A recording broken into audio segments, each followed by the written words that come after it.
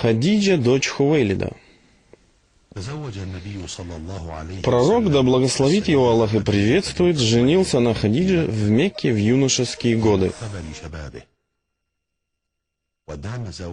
Прожили они вместе 24 года и несколько месяцев. Согласно другой версии, 25 лет.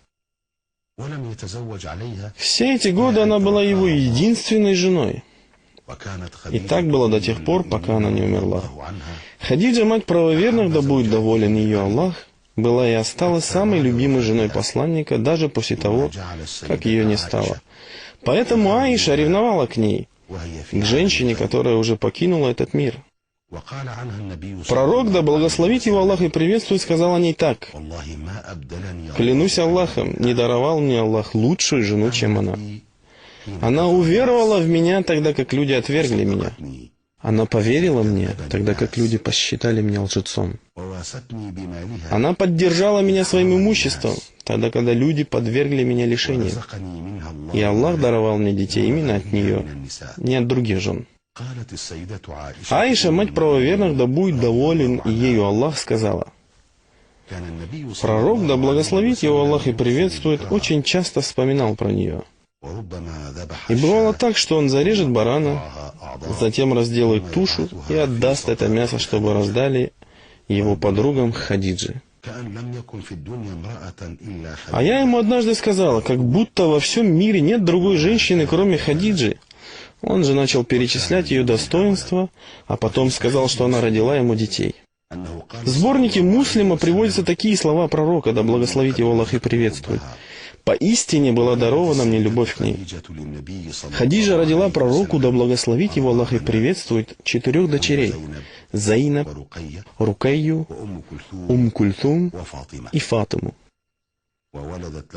Также она родила ему мальчиков: Аль-Касима и Абдуллаха ат-Тайиба ат-Тахира. Пророк очень сильно уважал и любил ее. Так, после битвы при Бедре, где мусульмане одержали победу, среди пленников оказался Абуль-Ас ибн ар-Рабия, муж Зайнаб, дочери пророка, да благословит его Аллах и приветствует, дочери Хадиджи. Зайнаб отдала свое ожерелье, подарок мамы, в качестве откупа за мужа, оказавшегося в плену. Пророк, да благословит его Аллах и приветствует, узнал это ожерелье. У него нахлынули теплые чувства. Он вспомнил Хадиджу, заботливую маму, и попросил своих сподвижников вернуть Зайнаб ожерелье ее матери и освободить пленника Абуль-Аса. Он вспомнил те тяжелые дни, когда рядом с ним была Хадиджа, прекрасная жена, которая подарила ему любовь, детей и даже имущество. Да будет милостив Аллах к Хадидже.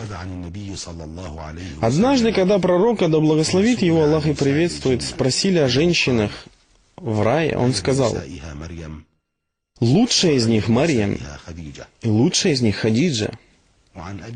Со слов Абу Хурайры, да будет доволен им Аллах, передано: однажды к пророку, да благословит его Аллах и приветствует, пришел Джибриль и сказал: «О посланник Аллаха, вот Хадиджа идет с похлебкой, едой и водой.